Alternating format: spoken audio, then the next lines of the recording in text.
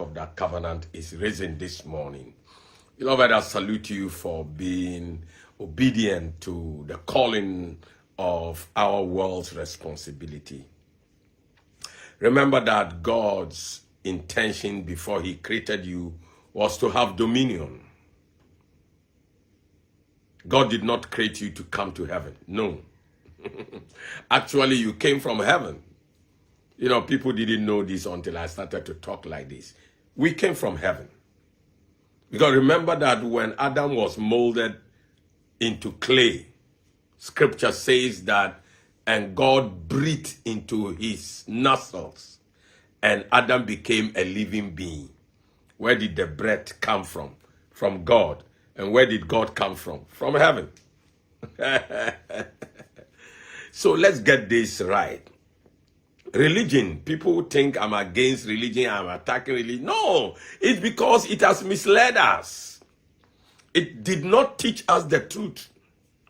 If God breathed into Adam, who was clay, Adam being clay was from the earth.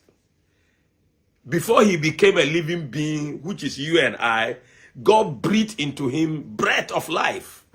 And where did God come from? Heaven. So where did that breath come from? Heaven. So we are component of heaven, which means we came from heaven. We don't need to go to heaven as religion is teaching us. It is a must. That's where we come from. We must go back there. That is if we fulfill why we came from there. Why we came from there must be fulfilled before we can go back home. Of course, a child that has gone to school and messed up finds it difficult to go back home. He will even go to the house and be going around the house. He will enter the gate because he's afraid. Because he did not, or that child did not perform what he or she was expected to. So, beloved, let's get this right. Don't let us be deceived by religion. Following rituals, following exercises and activities, gymnastics that we don't even sit down and take our time to analyze.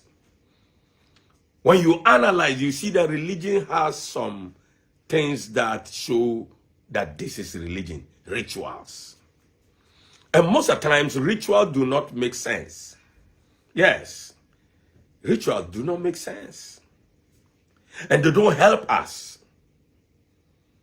I remember I watched a documentary that a professor, a science professor, was found among those who were ritualistically in a river that they believe is their God. And the media said, professor, you are also in? He said, yes.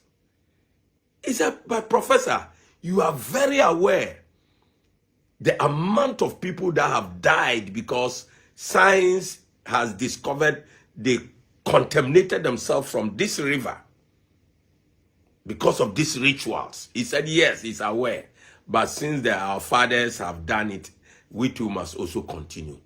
Look at a professor being misled by religion and its religious rituals.